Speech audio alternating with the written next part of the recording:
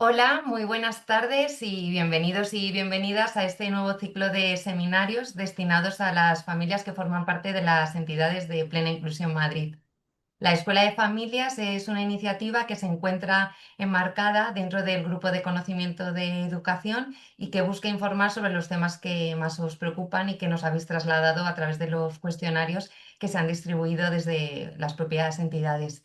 En total vamos a desarrollar 4 seminarios que cuentan con la financiación de la Comunidad de Madrid a través del 0,7% del IRPF. Y hoy inauguramos el ciclo de seminarios con el seminario Educación Sexual en la Adolescencia, Conocer para poder acompañar. Y tenemos la suerte de contar con Carlos Lombao, sexólogo, psicopedagogo y maestro en pedagogía terapéutica. Bueno, sabemos que durante la adolescencia la sexualidad forma parte natural del desarrollo y en este seminario vamos a hablar de cómo acompañar estos procesos, aprendiendo a distinguir entre lo que es una necesidad legítima de exploración y expresión y lo que nos puede preocupar como adultos. Vamos a revisar cómo mirar estas conductas con menos juicio, con más comprensión y siempre desde el respeto, la educación y el cuidado mutuo. Buenas tardes y muchas gracias por acompañarnos, Carlos. Es un placer tenerte esta tarde aquí con nosotros. Gracias a vosotros. Para empezar, me gustaría preguntar, y ahí sí que pueden ir escribiendo por el chat, lo que estábamos hablando ahora mismito de la presentación. Si ven la presentación, si pueden ver la presentación bien y no pequeñita ahí arriba. Aquí ya empezamos con los tecnicismos. No sé si el chat, no sé, yo no lo puedo ver tampoco. A ver, vamos a dejar un momentito, a ver qué nos Sí. dicen por aquí. Más que nada porque me voy a apoyar en la presentación y en estos momentos que no veo caras. Vale, me están diciendo por aquí que sí se ve la Vale, presentación. Sí se fenomenal. ve. Sobre todo para que estamos viendo todos lo mismo, no estamos viendo cosas A distintas, que es ver. importante. Bueno, yo os voy a hablar un poquito, vamos a hacer un viaje sobre la sexualidad, sobre todo, ¿vale? Y hablar de la educación sexual. Efectivamente, en la adolescencia eh, ha pasado algo. Ay, me he vuelto ha a caer pasado algo. y he vuelto. ¿Ya estoy otra Ya vez? estás aquí. Perfecto. No pasa Voy a volver a nada. compartir pantalla. A ver, ventanas, esta, compartir. Perfecto. Ha sido una solución rápida. Nada, sin problemas. Vemos la presentación. Se nos corta la imagen.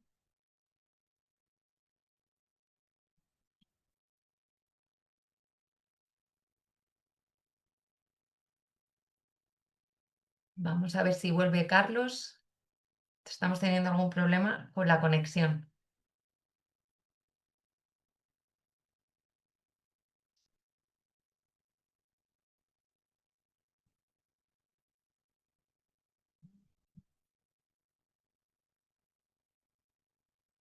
Vamos a ver. Hola otra vez. Ya estoy otra vez. Perdonadme otra vez que he debido de tocar algo que no debía de hacer. Permitir anfitrión, reclamar. Vale. Hola otra vez, perdonadme. Vamos a arrancar otra vez. Vamos a hablar de las. Empezamos. No hay Empezamos, problema. empezamos por tercera vez. Vamos a hablar de educar en la sexualidad. Y efectivamente, al llegar a la adolescencia es uno de los temas que de repente se nos viene con urgencia, que tenemos que tocar, que tenemos que intentar gestionar de alguna manera. Bueno, vamos a ir viendo que a lo mejor lo ideal es empezar antes, pero bueno, vamos a empezar donde estamos. Y vamos a empezar haciendo algo muy sencillito, que es darnos permiso. Me gustaría lanzar una pregunta, que es esta, y es ¿en qué pensamos al pensar en sexualidad? Al decir sexualidad, ¿qué es lo primero que se nos viene a la cabeza? Os voy a dar un segundo porque se os habrán venido cientos de miles de cosas a la cabeza diferentes, cada una mejor o peor que la anterior. Si os lo preguntara en voz alta y pudiéramos estar más de diálogo, seguramente me diríais el amor, la intimidad, compartir, relaciones interpersonales. Muy bonito. Y es verdad, todo eso pertenece a las relaciones interpersonales. Por cierto, no se me está viendo a mí, ¿verdad? Sí, Se no. te ven pequeñito, pero estamos viendo en Vale, la pantalla. fenomenal. Que se me vea pequeñito me da igual. Es que hay una ventanita aquí de plena y pensaba que era yo, pero no. Se os habrá venido miles de cosas a la cabeza, pero billones. Y a cada cual más bonita. Lo que pasa es que para empezar a plantearnos la sexualidad, especialmente en un periodo adolescente. Hola, sigo. Te oímos bien, Perfecto. sin problema. Especialmente en la adolescencia, una de las cosas más principales en las que, en las que también hemos pensado y se nos han venido imágenes a la cabeza, pero no hemos mencionado, es el cuerpo. Entre otros, los genitales, los pelos que nos salen por todo el cuerpo, las hormonas revolucionadas, muchas cositas que generan un cambio tanto físico como intelectual, cognitivo y emocional y social que en la adolescencia afecta especialmente a las personas que puedan tener una discapacidad. ¿Por qué? Porque tenemos una mayor dificultad a nivel del lenguaje, a nivel de planificación, a nivel de inhibición, a muchos niveles. Podemos tener dificultades, no todas las personas tenemos las mismas necesidades. Dentro de este viaje que vamos a hacer, vamos a empezar un poco planteándonos que empezar a plantearnos todo este tema, de repente empieza una sensación por dentro de nuestro cuerpo que es, ¿y yo cómo hablo de todo eso con mi hijo? Que es un poco lo que vamos a intentar averiguar hoy, si os parece. Muy escuetamente, pero lo vamos a intentar por lo menos matizar hoy. Así que este comienzo de las angustias, os pido hacer una cosita, y es que cerréis un segundo los ojos, tomar aire profundamente, y vamos a dejar la angustia a un lado y empezamos el viaje. ¿Vale? ¿Cómo vamos a hacerlo? Vamos a hacerlo de esta manera. Primero vamos a intentar hacer un cambio de paradigma que tenemos en nuestra cabeza. Porque si queremos educar a los demás, o queremos acompañar, mejor dicho, porque en este caso es más un acompañamiento que una educación, acompañar a otras personas, lo primero que tenemos que hacer es calmarnos, aceptar dónde estamos, aceptar quiénes somos, sobre todo cuando vamos a hablar de sexualidad, de sexo, de coitos, de relaciones interpersonales, de amor. Vamos a intentar pararnos, incluso que a veces no vamos a tener ni idea, sobre todo porque la sociedad actual, digamos que está mucho más amplia, en muchas más opciones, con un espectro mucho más amplio, y a veces nos podemos perder un poquito en ellas cuando no tenemos esa experiencia. Y para darnos permiso tenemos que entender de dónde venimos. Pensad que la educación sexual que hemos recibido ha venido de modelos un poquito esperpénticos, ¿vale? ¿Por qué? Solo pensar en la época en la que cuando masturbarse te salen pelos en las manos o te quedas ciego, ese valor moral y un poco rígido de que la sexualidad es algo perverso, oscuro, que hay que guardar en una esquina, es parte de la educación que hemos recibido. Y si nosotros hemos recibido esta educación, ¿cómo vamos a transmitir otra? Yo os vengo a proponer un modelo nuevo. La segunda educación que probablemente hemos recibido tiene mucho que ver con la época del VIH, por ejemplo. Póntelo, pónselo. El sexo es algo malo, es perverso, hay que curarlo. ¿Cómo hemos vivenciado con nuestra sexualidad con eso? Como algo perverso, peligroso, que tiene que ser curado. Hoy en día, el enfoque, digamos que es un poco más amplio, donde, de cierto modo, nos basamos un poco en un enfoque de diversidad, de amplitud, de donde todas las personas pueden entrar. De hecho, en los modelos anteriores, pensemos que hablar de educación sexual y una charla como esta, díganme, ¿cuántas ha habido? Poquitas. Y cada vez hay más, cada vez que este tema empieza a estar más presente, porque la diversidad es un hecho, no un derecho. ¿Vale? ¿En qué me apoyo yo? En esto. ¿Y qué viaje vamos a hacer? Este. Me apoyo en dos modelos teóricos, el hecho sexual humano y el modelo biopsicosocial. El hecho sexual humano habla de sexualidad erótica, el modelo biopsicosocial de la parte orgánica, lo social, lo cultural, como este nos etiqueta, y lo psicológico y nuestros procesos. ¿Cómo podríamos englobar los dos? ¿Y en qué vamos a hablar de sexualidad y qué tenemos que hablar? De cuerpos, de emociones y de comportamientos, lo que estabas diciendo, ¿no? Un poco comportamientos que sean lícitos para mí, válidos para mí, como mi seguridad, como para los demás y no invadir el espacio de otras personas. Que socialmente vivamos bien. Para cambiar todo esto, lo primero que os invito es a cambiar de este modelo genital coito orgasmo a un modelo más amplio. Voy un poco rápido. A cuerpos, eróticas y placeres. ¿A qué me refiero? Cuando pensamos en sexo, muy rápidamente pensamos en 20 centímetros. Y lo he dicho con mucha maldad, porque de repente pensamos en penes y no en vulvas. Nos olvidamos de explicar cómo es una vulva, su estructura, su forma, sus sensaciones. Toda la sexualidad está como muy metido en lo que el pene puede pasar con él. El riesgo que tiene el embarazo está pensado porque el pene existe. Cuando la educación sexual lo que deben defender es conoce tu cuerpo, como una primera herramienta de protección y de cuidado. Y en la adolescencia es especialmente importante porque este cuerpo está transformándose y cambiando. Es el momento en el que mi cuerpo deja de existir. Lo segundo es el coito, la práctica estrella, como si sin coito no hubiera nada más. Para esto me gusta mucho lo que dice Natalia Rubio, un ejemplo, un ejercicio que hace que dice, pensad en vuestro plato favorito. ¿Lo tenéis en la cabeza? Vale, pensadlo bien, porque lo vais a cenar esta noche. ¿Os apetece? Mola, ¿eh? Pero es que también lo vais a desayunar, y a comer, y a cenar. Y vais a estar un mes solo comiendo vuestro plato favorito.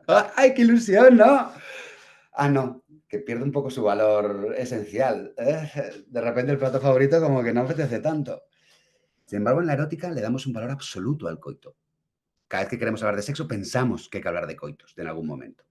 Y es una práctica. Porque realmente lo realmente importante de la erótica, no, o sea, del encuentro erótico y de la sexualidad no es pensar solo en el coito, sino en la erótica, en aquello que tú y yo compartimos y consensuamos que queremos hacer.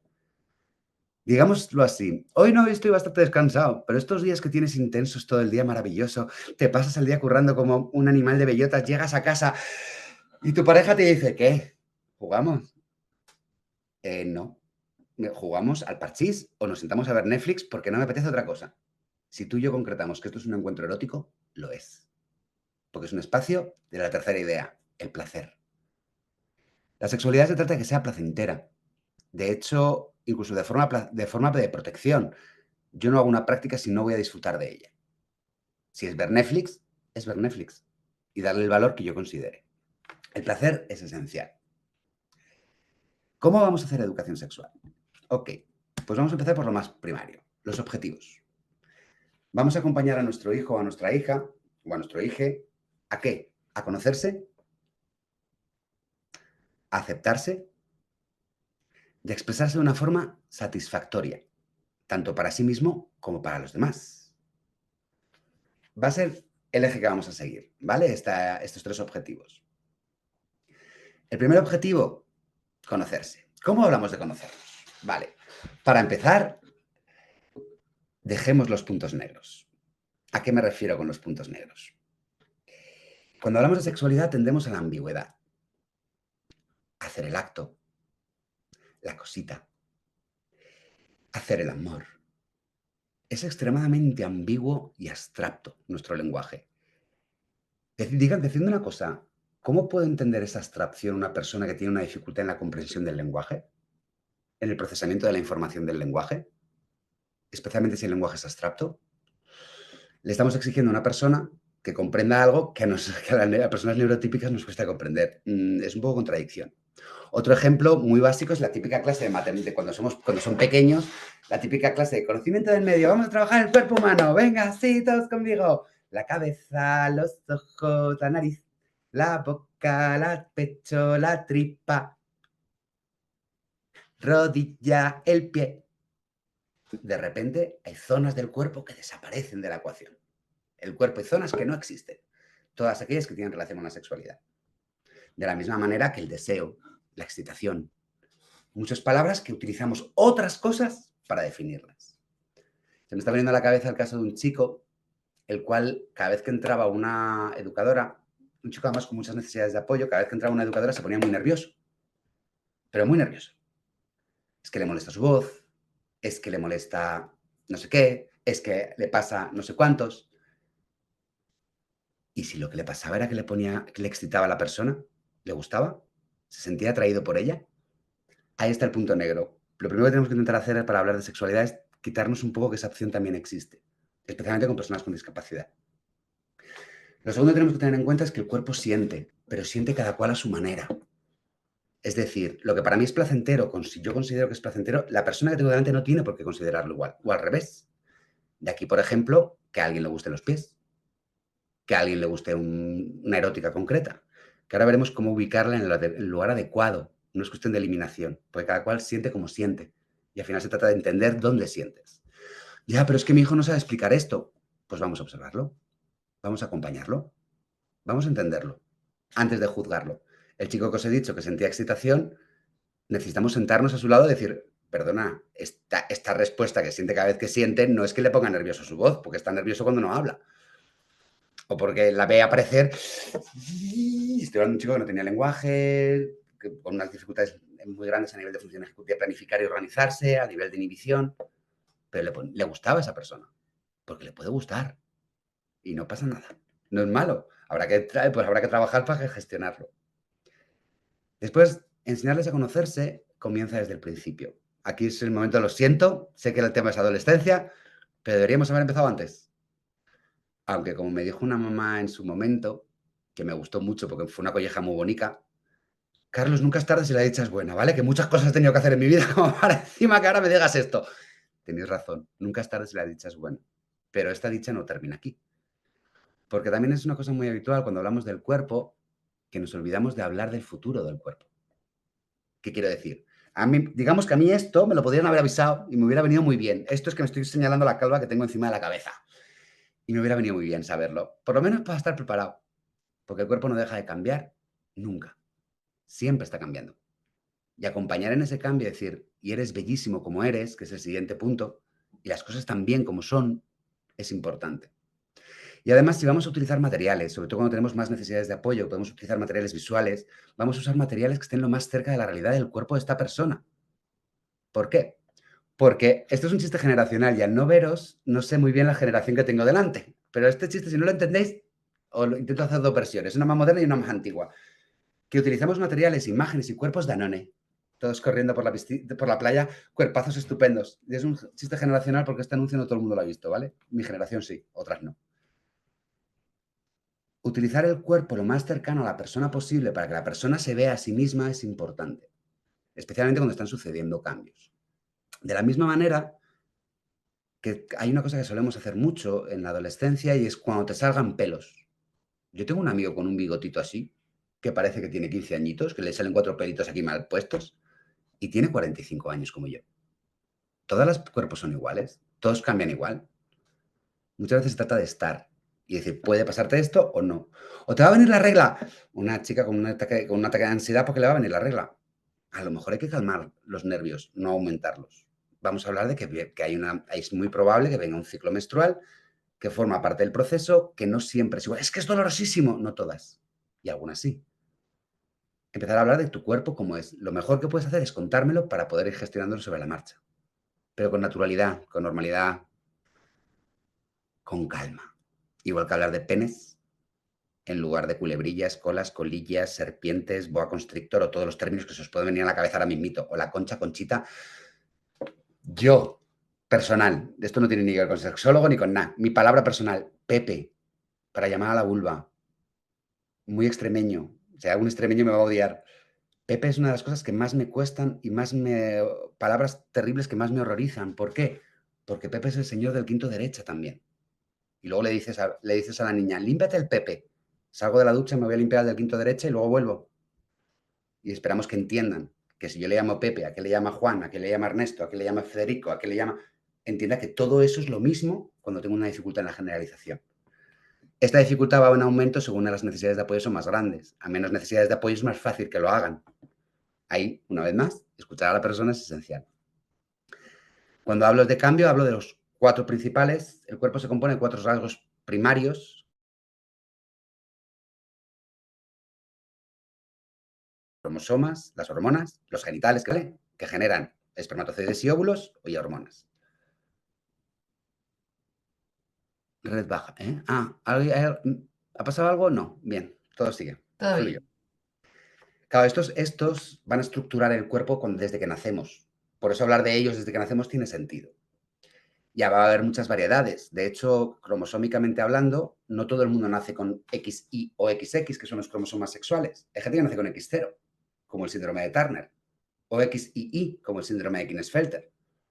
O sea que al final las cosas no son tan blancas o tan negras. Incluso hay cuerpos que tienen cromosómicamente son XY, pero sus hormonas no afectan a su cuerpo de la misma manera.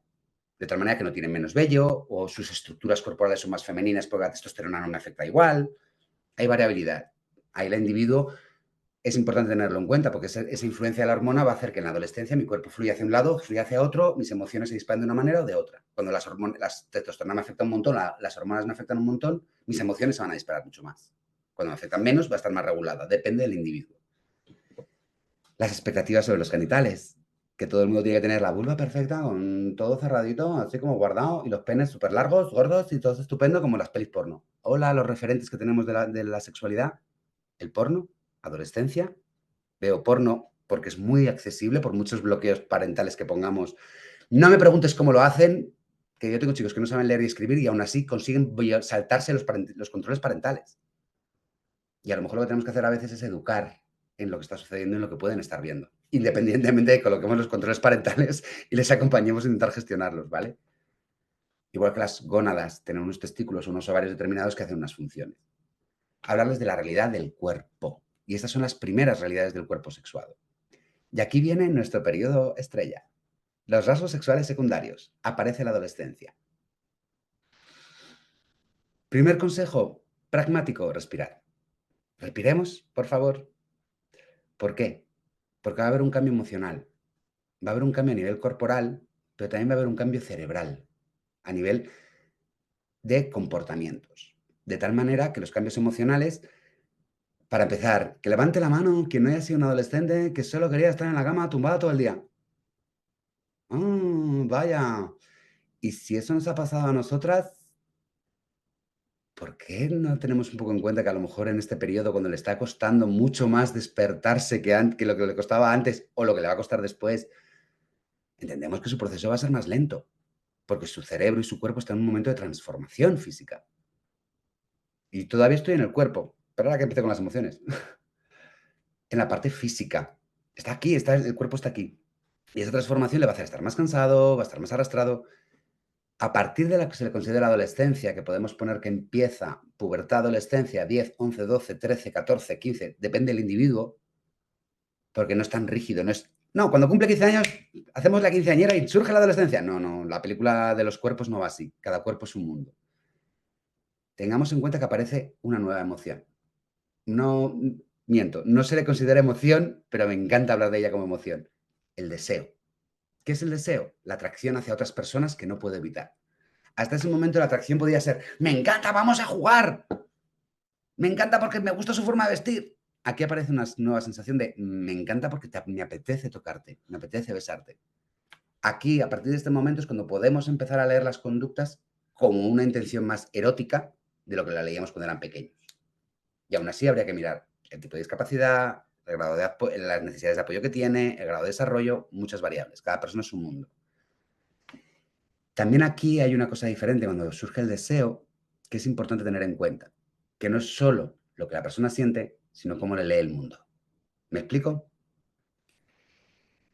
¿Qué mono es un niño haciendo pis en un árbol? No lo es, pero más o menos todo el mundo lo entiende cuando un niño se pone a hacer pis en un árbol con los pantalones por los tobillos. Y lo vemos como una cosa súper inocente y súper ingenua. Que lo esté haciendo un chico con discapacidad intelectual puede tener la misma función. No, no tiene por qué no ser una función de estoy haciendo pis y punto. Y además con los pantalones bajos porque no es eso de controlar, de bajarme solo para sacar, no, no me da la vida. No, no, no soy capaz de coordinar ese movimiento. Sin embargo, la lectura desde fuera ya no es tan bonita cuando el culo es peludo. Y pongo el culo peludo porque quizás la imagen que siempre pasa más con chicos que con chicas, el permiso a hacer eso. Esa lectura hace que esa lectura del deseo empiecen a atribuírsele muchísimo más y nadie le está explicando que la gente le está percibiendo con ese deseo, ni que esa sensación puede estar apareciendo. De los cambios físicos no voy a hablar, o voy a hacerlo muy rápido porque al final todos los conocemos más o menos, lo del pelo, aparece el cambio de voz maravilloso, la altura, la estructura corporal, puede aparecer pechos, la menstruación, aparece la primera eyaculación. Ahí sí me voy a detener un segundo. Me detengo en estos dos rasgos porque son dos rasgos que culturalmente hablando tienen mucho valor. Primera frase que a lo mejor deberíamos exterminar. Soy mujer desde que nazco, no cuando me viene la regla. Simplemente con la regla puedo tener la posibilidad de tener descendencia si fuera necesario. Otro temazo que también habría que empezar a trabajar de, a lo mejor sí, a lo mejor no, no todas las relaciones son iguales, pero eso luego hablo muy por encima, pero hablaré de las relaciones. Igual que la eyaculación. Digo lo que es necesario a veces explicarlo, porque imaginaros un chaval que ha estado que ha aprendido a controlar esfínteres durante la noche, de repente se levanta una mañana con todo empapado. ¿Os imagináis esa emoción? ¿Cómo se debe de sentir? frustrado cuanto menos. Pues a lo mejor hay que explicarle que va a venir una cosa llamada eyaculación y son texturas diferentes. Tengo algún chico que es muy gracioso cuando les explico, son líquidos distintos. Que no, Carlos, que son lo mismo, salen por ahí los dos. Entonces yo me sonrío y digo, ya, los dos salen por ahí, pero son líquidos diferentes. Uno es más amarillento, el otro es más blanquecino, uno es más gelatinoso, el otro es más líquido. A mí no me convences, no te tengo que convencer, es que esto es así, coleguita. Precisamente porque el proceso es diferente. Igual que con la vulva, sale la sangre, sale por donde la orina. No, son dos agujeros distintos, porque también como hablar del cuerpo implica hablar de sus estructuras y sus formas. Hablar de todas las partes de él. Y he dejado lo último, la parte cerebral, porque la propia presencia de un subidón hormonal genera una serie de cambios habituales en personas, en todas las personas, y en ellos también. Se estimula el lóbulo frontal, la parte emocional se dispara, que hay que empezar a darles espacio a esas emociones como lo que son y como espacios de regulación y espacios de calma. A veces tenemos que dejarles que se vayan de una situación, que se relajen, porque controlar las emociones en la adolescencia es mucho más complejo para todas las personas. El típico ejemplo que puedo poner es qué pasaría si a un adolescente se le cae, qué pasa si a un niño se le cae un boli. Se me ha caído el boli y vuelvo y lo coge y ya está y sigue. ¿Qué pasa si a un adulto se le cae un boli? ¡Qué pereza! Me tengo que agachar ahora por el boli, qué pereza. Pero lo cojo y me cacho. ¿Qué pasa si a un adolescente se le cae un boli? ¡Dios mío, se me ha caído el boli! ¡No puedo con mi vida! ¡Es que todo me sale mal! ¡Qué dramático! No. Tiene el cerebro hiperestimulado por hormonas. Luego a lo mejor tenemos que darles ese espacio de emoción extremo y libre. Campeón, te estás pasando de la raya, así que vete a tu habitación, respira, haz algo placentero, haz algo divertido, cálmate y luego te lo explico que no pasa nada porque se te ha caído el boli. Porque las emociones les sobrepasan, nos sobrepasa a todas las personas en este proceso. A esto encima le añadimos dos funciones que reaparecen en la adolescencia, que son las funciones ejecutivas, es decir, la estimulación de esta parte del cerebro, la parte de delante, en la que de repente me organizo, me planifico y me organizo mejor. Dificultades con la discapacidad intelectual pasan mucho. Lo cual es especialmente frustrante ver cómo el resto de las personas va haciendo cosas que a lo mejor yo no soy capaz de hacer, lo que influye a la emocional. Que al final las cosas no son tan blancas, ¿no? No solo lo biológico, sino toda la estructura, todo hay que tener en cuenta todas las variables. Por eso la metodología que yo sigo es primero escuchar a la persona, informarla bien, darle toda la información y lo último, acompañarla en el proceso pasito a pasito, no acelerar. La segunda habilidad que suele aparecer en la adolescencia es la socialización. De repente, mi grupo referente, mi familia, ya no me vale. Necesito una socialización externa y mucho más grande. ¿Qué posibilidades tiene una persona con discapacidad intelectual de socializarse en el mundo? ¿Pocas? Al final son círculos muy controlados, muy restrictivos por muchas razones. O sea, no lo hago como algo bueno y malo, sino que tienen menos relaciones sociales. Pero sus vidas sí que, sus necesidades sí es enorme. Y así muchas veces hemos tenido alguna situación de problema cuando nos hemos encontrado que esa necesidad de socialización le lleva a hacer cosas porque otra persona le ha dicho que las haga por una socialización. Que a veces es acompañar también en esto, entiendo que lo quieres, vamos a ver quién es amigo, quién no lo es. Hay un material que me gusta mucho utilizar es el de los círculos de confianza, donde coloco a la gente un poco donde tiene que estar según lo que le hace sentir a la persona. O sea, un amigo me hace sentir bien, un amigo me cuida. Aquel que me dice algo que no quiero hacer y que me dice que haga cosas no es amigo. Es un conocido, es lo que tú quieras. Y siempre dando paso a que esos círculos se modifiquen según la necesidad que tiene la persona. ¿Vale? Esto solo es estructuralmente corporal. Solo hemos hablado del cuerpo. Todo esto es a nivel físico. Pero de repente también tenemos que enseñarnos a aceptarnos. Qué bien nos vendría a todas y a todos y a todes que nos hubieran enseñado a aceptarnos un poquito como somos, ¿no? Un poquito, un poquito. La calvicie esta me hubiera venido bien aceptarla como es. De hecho, ahí viene el primer punto, aceptar el cuerpo. La vivencia de mi propio cuerpo, el cuerpo es una entidad diversa. No sé si sabéis lo que es intersexual o endosexual. Muy rápido. Las personas intersexuales son las personas que nacen con estos rasgos primarios sexuales no necesariamente definidos dentro del género al que estamos leyéndole. Por ejemplo, una persona que vemos muy femenina, por ejemplo, ¿cómo se llamaba? Ane Gartiguru, no me salía el nombre. ¿Recordáis el mito de Ane Gartiguru? Digo mito porque se demostró que era mentira cuando se quedó embarazada y tuvo hijos. Que decían que cromosómicamente era que sí y fenotípicamente se la leía como mujer. Además, Ane Gartiguru se leía como mujer muy del prototipo de mujer, ¿no? Alta, delgadita, con muy poco pelo. Porque sí, las mujeres también tienen pelo, que a lo mejor también tenemos que plantearnos educar a las personas, a las mujeres, que las mujeres tienen pelo, que he escrito alguna vez en una explicación, no, a las mujeres no les sale pelo. Por eso existen las máquinas de depilación y las tiendas de depilación, ¿no? Porque como no tienen, no te fastidia. Las personas intersexuales son personas como lo que decía Dani Gartiburu, son personas que la testosterona no afecta a su cuerpo, igual que al resto de las personas. Entonces su cuerpo tiende a la feminización. No es que sean, pero sus genes son XY. A lo mejor sus genitales tienen un clítoris más grande, que empieza a formarse un pene, pero porque los genitales se forman desde la vulva y el pene se forman desde una estructura común, igual. Y endosexual es el que, pues lo habitual, las personas que sus rasgos físicos definen esos rasgos sexuados dentro del nacimiento hasta que se muere. Porque no estoy hablando de cis o trans, de personas trans, que eso es identidad, es cómo se siente la persona. Que además es algo que no solemos preguntar, ¿cómo te sientes tú contigo mismo? Y en este caso, por ejemplo, no solo cis o trans, que a lo mejor hablaríamos de una persona trans que puede tener más o menos necesidades de apoyo, simplemente que se siente mujer y es leído como hombre desde que nace, o al revés, se siente hombre y es leída como mujer desde que nace, sino que os lanzo en identidad una cosa mucho más profunda, que a lo mejor es interesante empezar a educar a la gente, especialmente a los adolescentes, que es un momento de crisis identitario bestial. ¿Qué es ser hombre? ¿Ser un gañán que va dando palizas es ser hombre? ¿Ser alguien que no expresa emociones es ser hombre? ¿Ser ¡eh, bombón! ¿Eso es ser hombre? ¿O ser mal educado? Porque cuando quiero defender algo tengo que dar un golpe en la mesa porque soy hombre. No, ser mujer es estar calladita, quieta, con las piernas cruzadas y mirando y sonriendo. Te digan lo que te digan. Eso es ser mujer. A lo mejor hay cosas en la identidad que a lo mejor es interesante empezar a empoderar en que tú eres hombre y eres mujer porque te sientes así y punto.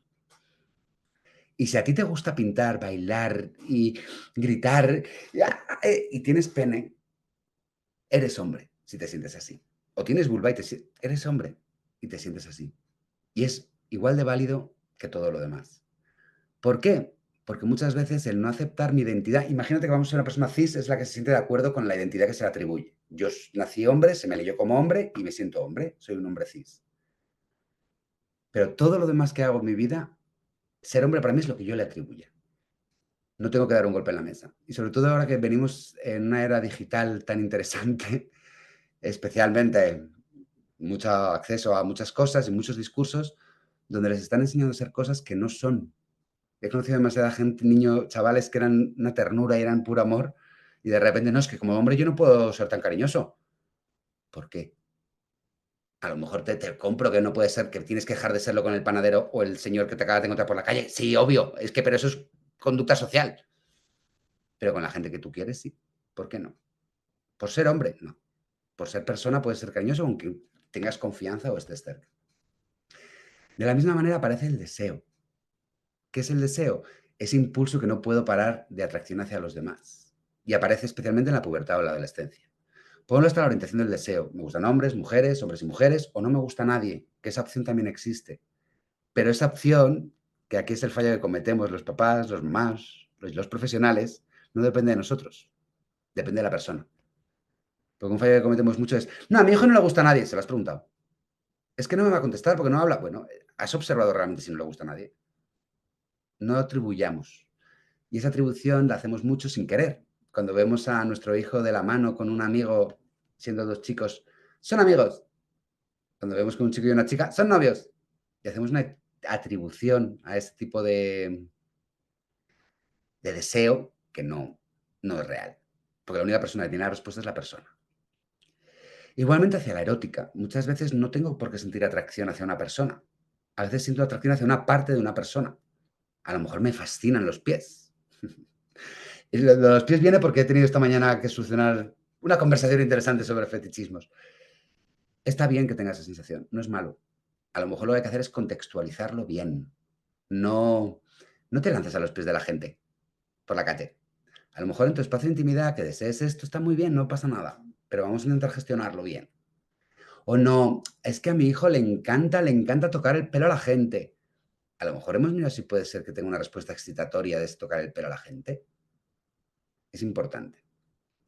Y la segunda parte de aceptación, y yo creo que es la más importante para mí, porque es la que más crisis me está trayendo, Por favor, las relaciones sociales son importantes todas, todas. Mi madre, mi padre, mi amigo, todas.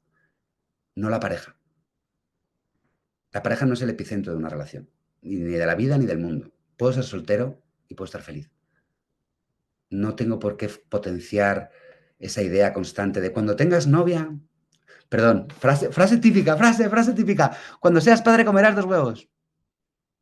Tengo 45 años, ¿por qué no puedo comer 2 huevos? No es una cuestión de pareja o relacional, es una cuestión de edad. No sé si me explico, que a lo mejor es lo que tenemos que empezar a plantear las cosas sobre la mesa como son. ¿Por qué? Porque de repente me estoy encontrando algunas situaciones donde por tener pareja todo vale. Y porque una persona me quiera, todo vale. Y porque una persona diga que es mi novia, todo vale.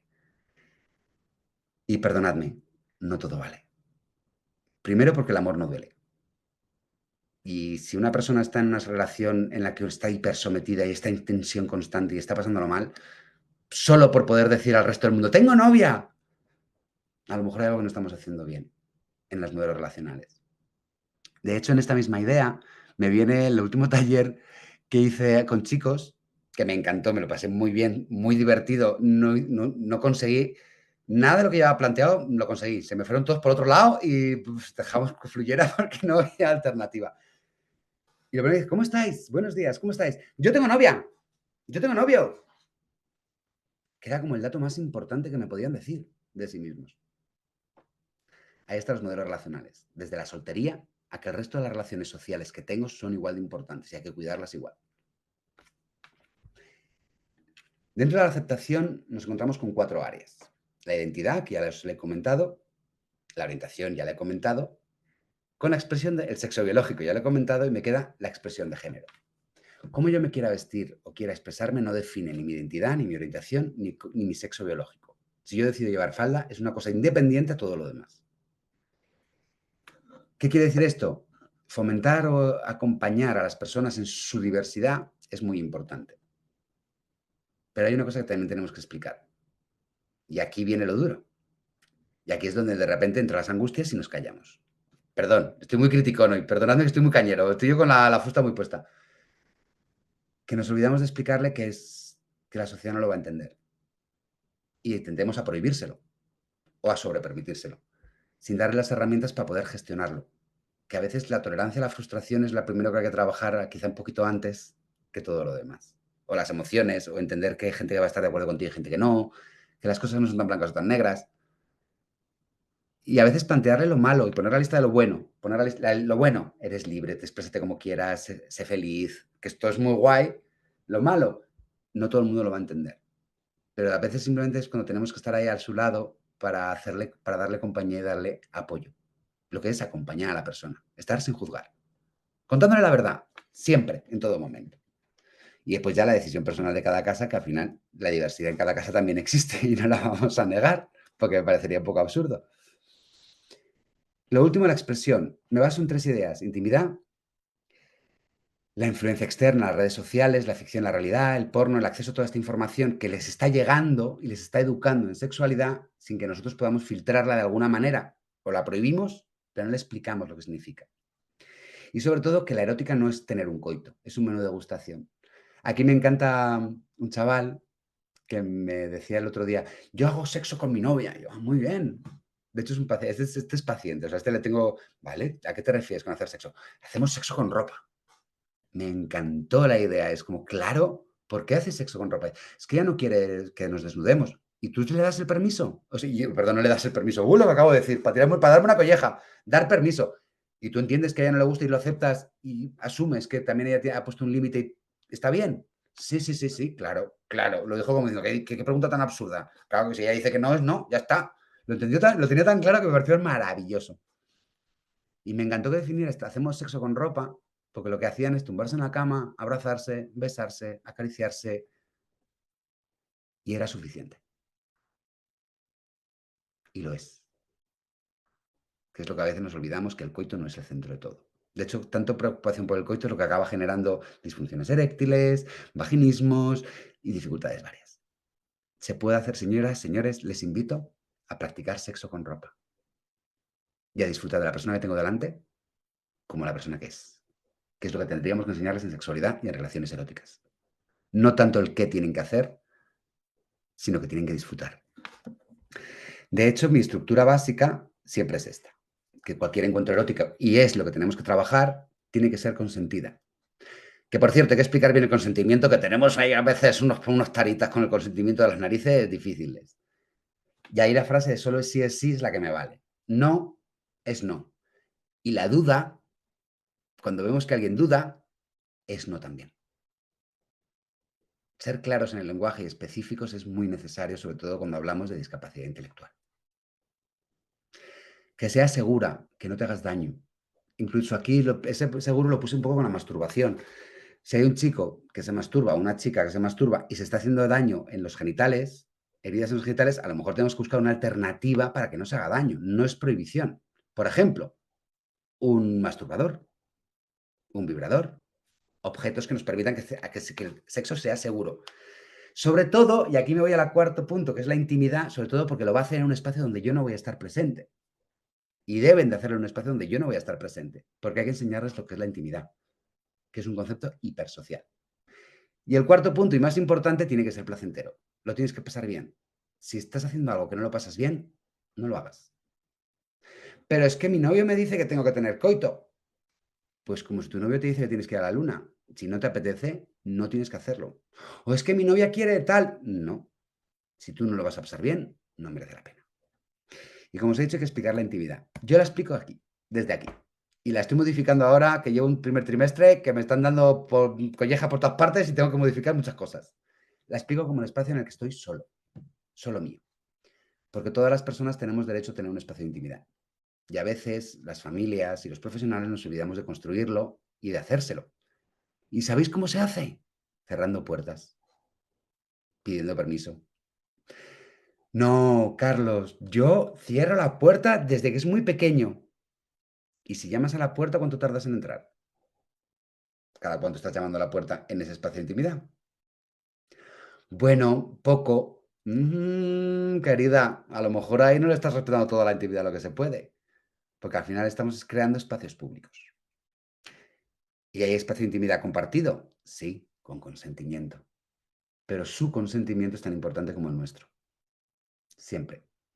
No, hombre, Carlos, pero le tengo que ayudar en la ducha. Por ejemplo, la ducha, que es un espacio muy íntimo, le tengo que ayudar a ducharse. Vale, pídele permiso. Accede a su cuerpo con permiso. ¿Creéis que una persona, si desde pequeñito se le va educando en que se toque su cuerpo con alguien que le pregunte si puede tocar su cuerpo, va a aceptar que venga una persona externa a tocarle el cuerpo sin permiso? Cuanto más generemos un hábito seguro para ellos, mejor. Y de la misma manera, si yo a mi hijo le pongo, o a mi hija le pongo el límite de no puedes tocar mi cuerpo sin permiso, va a aprender a no tocar el cuerpo de los demás sin permiso. ¿Es sencillo modificar esto? Mi experiencia me dice que no. Estoy pensando en el caso de un chico, suelen ser chicos los que tocan de más. Me suelen llegar a mí más casos de chicos que tocan de más que chicas, también os lo digo. Que tocaban los pechos a todas las chicas que se encontraba por la calle. Su raíz, tocaba el pecho a su madre y no había ningún problema, porque el resto sí. Pues ahí tenemos que haber puesto el límite un poquito antes. O explicarle, conmigo es una cosa que puedes hacer, con otra persona no. Poner los límites de lo que es la intimidad. Porque la intimidad no solamente es el espacio, que hay que darle su espacio de intimidad. También tiene que ver con el cuerpo y con las cosas que hago. De tal manera que muchas veces está haciendo pis, alguien está haciendo caca y entramos como un toros de Viura.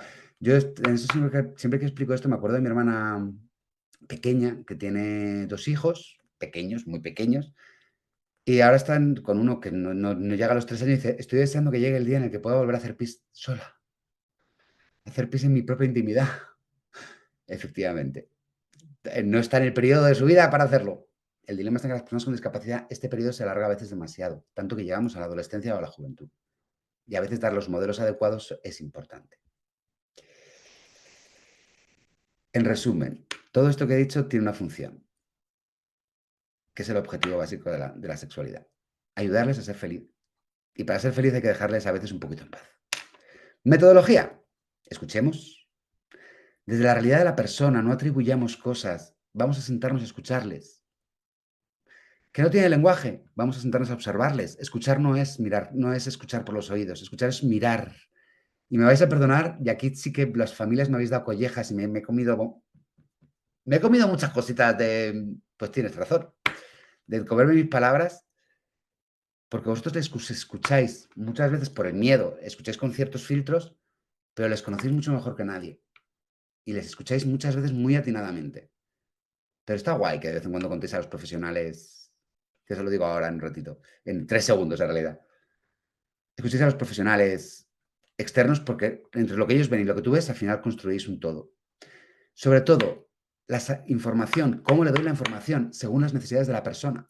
A veces nos volvemos locos a poner pictos y a darles información súper complicada cuando lo que tenemos que es buscar información sencilla en sus habilidades y sus necesidades. Si no entienden los pictos, ¿por qué le pongo pictos? Voy a ponerle fotos. ¿Pero cómo le voy a poner una foto de un pene? Sí, claro que sí. O a lo mejor para trabajar la intimidad tengo que contextualizarla. Tengo que cerrar puertas en los baños. Tengo que hacer una actividad en la habitación donde tengas la actividad de intimidad, donde haces cosas placenteras. No necesariamente masturbatorias, placenteras, porque como os he dicho, no se trata de genitales, se trata de placeres. Pues es mismo un chico que le encantaba soplar plumas, pues creamos la actividad de intimidad con soplando plumas. Pues si es su placer, ¿por qué le tengo que negar?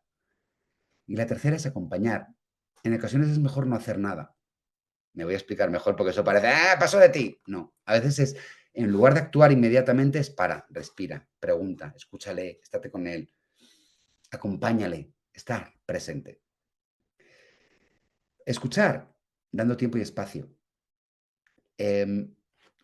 Los procesamientos de la información en discapacidad intelectual, concretamente, o incluso hablo también de autismo, le sucede exactamente lo mismo en dilemas de desarrollo, incluso un TDAH, su proceso de la información es lenta. En lo que entra la información y sale por la boca, puede pasar tiempo. Y eso lo entendemos fenomenal a la hora de hacer pedagogía. Vamos a enseñarle las matemáticas, vamos a enseñarle tal. Sin embargo, en sexualidad lo hablamos un día, dejamos de hablar de repente y ya no volvemos a hablar más. Pues a lo mejor es que tenemos que hablar más insistentemente sobre el mismo tema una y otra vez. ¿No? Porque su procesamiento es el que es. No interpretar lo que nos está diciendo, no rellenar, dejarles terminar, aunque a veces nos dan ganas, ya sabemos lo que vas a decir y le cortamos. No lo interpretes, escucha. Y si te equivocas, reconócelo. Si no pasa nada, si somos seres humanos, no anticipar. ¿Te va a pasar? ¿Vas a tener? No lo sabes. Bueno, si quieres, querrás tenerlo, bueno, pues es algo complejo, pero vamos a ver cómo hacerlo. A lo mejor lo conseguimos, a lo mejor no, no lo sé. Pero vamos a ver dónde estamos aquí y ahora. Y sobre todo lo más importante de escuchar es que le demostremos que estamos ahí. Si mi hijo y mi hija me vienen y me cuentan cosas, quiere decir que sí has estado ahí, que estás ahí. Que no me la cuentas porque soy adolescente, soy un rebelde y no me apetece una mierda. Y a veces tengo que buscar estrategias para hacerlo de otra manera. No es que no tiene lenguaje y no me va a contar lo que ha sucedido. Bueno, pero tengo el medio que me rodea o puedo observar las conductas que tiene. Mira, las mamás que más he visto que mejor leen a sus hijos, efectivamente son los que no tienen lenguaje y grandes necesidades de apoyo. ¿Por qué? Porque como no les cuentan nada, aprenden a mirar. Aprenden a mirar cada comportamiento, aprenden a mirar cada gesto, cada expresión. Aprenden a observar un poquito lo que sucede, aprenden a ver cuando su hijo sale del cole o sale del centro o sale de donde está hiper nervioso o súper tranquilo. Y no suelen, y lo más gracioso es que no suelen fallar. Más de una vez me he encontrado, no, ha ido todo fenomenal. Y luego un mes después nos enteramos que le ha pasado no sé qué. Y dices, si es que lo he visto, porque no le han hecho caso a esta señora que lo ha visto de antemano. Aprender a escuchar es aprender a mirar y a estar. Informar. La información clara, la información no da ideas. Hablarle de coitos, hablarle de penes, hablarle de vulvas, hablarle de hacer paracaidismo no le va a hacer irse a hacer paracaidismo. Hablarle de homosexualidad, hablarle de trans, no le va a hacer ser. Quien lo es, lo es. Pero sí que le da información. Y eso aporta soluciones. Si yo tengo una angustia dentro, a lo mejor esa información me la puede solucionar. La información no da ideas, da soluciones. Frase tópica, ¿no? El conocimiento es poder. Cuanto más conocimiento tenga, más poder tendré. Pero lo importante de ahí es que la información sea clara. Y ahí vienen los miedos personales y las angustias personales de, bueno, cuando llegue el momento de hacer el acto aquel que los hacen los adultos, y te quedas tú diciendo, ¿acto qué? ¿Van a hacer Shakespeare? ¿Hamlet? ¿Van a hacer, yo que sé, una performance? Vamos a hablar claro. Igual que hacer el amor no es hacer un coito. Hacer coito es la práctica. Hacer el amor es algo que se hace todos los días, desde que me levanto hasta que me acuesto, con la persona que tengo delante.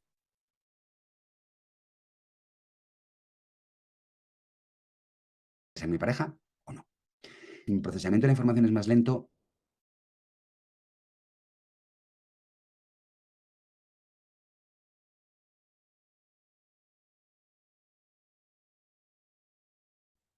Se nos está cortando la conexión.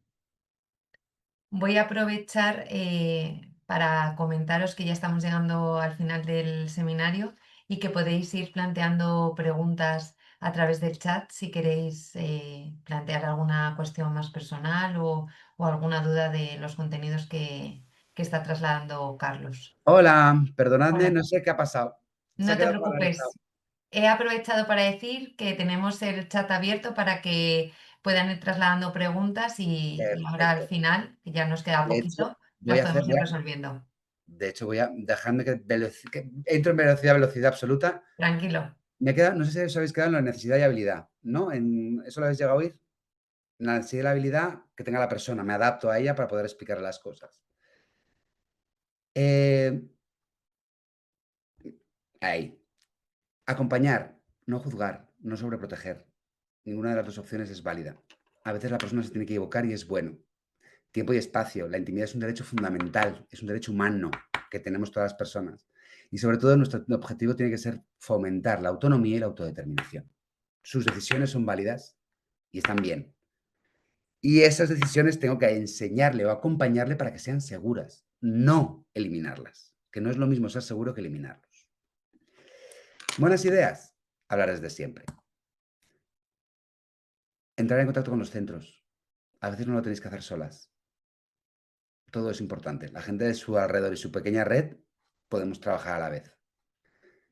No solamente le voy a decir cómo hacer las cosas, sino que se lo voy a ejemplificar. Es decir, voy a comportarme yo. Voy a llamar a la puerta antes de entrar, te voy a dar intimidad, voy a respetar tu cuerpo, ¿vale? No solamente vale dar modelo, no hay que moldearle, no toques, pero yo toco. No, no toco y tú tampoco, porque todos nos equivocamos, ¿vale? Para este principio fundamental. Cuanto antes hablemos, mejor. Y en el sexo solo hay que hablar en positivo, porque no tiene nada de malo. Siempre es desde el empoderamiento de ser feliz. Y no le tengáis miedo a la caja de Pandora. El mito de la caja de Pandora dice, Pandora llegó, le dieron una caja a todos los males, abrió, ¡fua! Salieron todos los males, ¡va! ¿Sabéis lo que quedó dentro? La esperanza. Y a veces a la hora de sexualidad sucede exactamente eso. ¡Puah! Y empieza a liarse parda. Parad, respirar, porque se va a solucionar. Está saliendo todo lo que estaba contenido ahí dentro. Tiene que salir. No hay que esperar a que pregunte. A veces hay que poner las cartas encima de la mesa. Y porque lo que no se habla se convierte en tabú. Lo que se convierte en tabú se enquista. Hablar claro, conciso, ser sincero, intentar hablar lo más plural posible, no dar por hecho las cosas. Y sobre todo hacerlo desde sus necesidades sensoriales, adaptadas a él, cognitivas, el tipo de información que recibe, comunicación, qué lenguaje utilizo, cómo vive la sociedad o cómo funciona su cuerpo. Es decir, adaptado. Un poco de resumen de todo, esta idea me encanta. Vamos a entender que realmente toda la sociedad es rara, porque a lo mejor nos da un poquito menos de vergüenza hablarlo de la rareza sin necesidad de sufrir. Y su sexualidad no es diferente a la nuestra. Las mismas necesidades que habéis tenido vosotras, las tienen ellos. Y no voy a dejar de compartir, por si alguna pregunta, tengo unos materiales debajo que puede ser interesante sacarlos de apoyo para la explicación. Así que si tenéis alguna preguntita en esta charla súper veloz que he dado, que me sorprende a mí mismo, cuánta información en tan poco tiempo. Muchas gracias, Carlos. Yo creo que es verdad que el tiempo que tenemos siempre se nos queda muy corto, pero bueno, yo creo que siempre suma. Veo por aquí que hay alguien ha puesto una pregunta. Bueno, dicen, solo agradecer, gracias Carlos, porque ha sido un rato increíble con información valiosa, real, natural y de disfrute total escucharlo así. Sí que es verdad que da gusto escuchar que a las cosas se le llamen por su nombre, como bien decías, y con 4 ideas podemos hacer como muchos cambios, ¿no? Yo me he apuntado aquí, voy haciendo así un poquito de tiempo por si hay alguien que quiera hacer alguna pregunta. Yo creo que esto es una oportunidad única y no la tenéis que desaprovechar. Con esa clave que nos das, ¿no? De escuchar a la persona, lo de no atribuir, que yo creo que eso es algo que hacemos habitualmente, preguntar, ¿no? Si queremos saber, podemos preguntar, dar información y acompañar cada uno a su ritmo, ¿no? Que a veces también nos adelantamos o vamos lentos o cada uno es único y yo creo que lo que decías, en otros ámbitos parece que lo tenemos muy aprendido, pero en el tema de la sexualidad nos cuesta un poquito más. Nos cuesta un poquito más. Suele pasar, sí. Nada, por aquí todo el mundo te da las gracias. Un placer escucharte. Em, Nada, otro gracias. La verdad es que todos los mensajes que llegan por aquí son de agradecimiento. Nos preguntan, ¿qué pasa cuando se acostumbran a masturbarse viendo porno o chats de chicas en directo? Te lo compro, gracias, movidón. Vale, el problema positivo o negativo, ¿vale? Está muy guay el porno, me excita. Está guay el porno entre comillas, pero es verdad que no entendemos muy bien el porno. El problema estaría en que de repente necesito, para estimularme eróticamente y excitarme, necesito un estímulo constante y no siempre tengo por qué tener acceso al porno. Entonces ahí puede generarle una pequeña, no complicación, pero a veces puede generar una distorsión. A mí, fíjate, lo que más me preocupa del porno, o sea, eso a nivel erótico personal, me preocupa más del porno que quieran reproducir el modelo. Que cuando lleguen al encuentro erótico, si llegan al encuentro erótico de este modelo coital, que quieran reproducirlo tal cual. Y a veces esa copia genera distorsión. Ahí es donde viene un poco la educación sexual, decir, señores, señoras, el sexo no tiene nada que ver con lo que estáis viendo en el porno. ¿El porno te excita? Es válido, es lícito. Yo con algún paciente, sobre todo algún paciente más que ha tenido alguna disfunción, alguna cosa, sí que le fomento, vale, vamos, sigue masturbándote, pero vamos a jugar con la masturbación de otra manera. Vamos a buscar otros recursos. Está muy bien este, úsalo, pero para no usarlo siempre, sino que la fantasía, la imaginación, fomentar este tipo de cosas, mola. Porque a veces es un poco más, el estímulo es menos directo. ¿Cuál es el problema contemporáneo? Este. Este me refiero que es un problema, el móvil, porque de repente también es un estímulo muy potente que tengo al lado de mi casa, que tengo en mi mano constantemente y es fácil de acceder, es veloz, es rápido. Entonces, la fantasía es una construcción que requiere tiempo, paciencia, espacio. También cuando yo construyo espacios de intimidad, no los construyo para la masturbación, no solo. A veces también los construyo para la calma, para la frenada, para soñar despierto, para aletear. Cuando tengo chicos con muchos más niveles que no pueden estar todo el día agarrotados en su cuerpo, pues meten en tu habitación, cierra la puerta y aletea hasta que te quedes a gusto. ¿Por qué crear también eso? Precisamente por lo del porno, para empezar a generar un espacio de disfrute desde otro lado, para que también después se pueda mezclar con lo erótico y al final todo funcione. Porque yo no soy un negacionista del porno, como otras personas, porno fuera, pero creo que también está perjudicando a muchos niveles, a muchas cosas. Está dando un estímulo muy rápido, muy directo, y además antes te tenías que tragar una película para ver la escena. Ahora ya ni siquiera en internet tienes la escena. Incluso el trozo de escena que quieres ver. Entonces es como todo muy concreto. Toda esa paciencia de erótica de viaje se pierde un poquito. Y yo creo que a veces hay que explicarles todo esto, ¿no? Vale, pero es que esto es una parte muy pequeña. De hecho, hace poquito a un chaval se lo expliqué con una raya y dije, mira, lo que tú has visto en una película del encuentro erótico, lo que tú has visto en el porno es este trozo.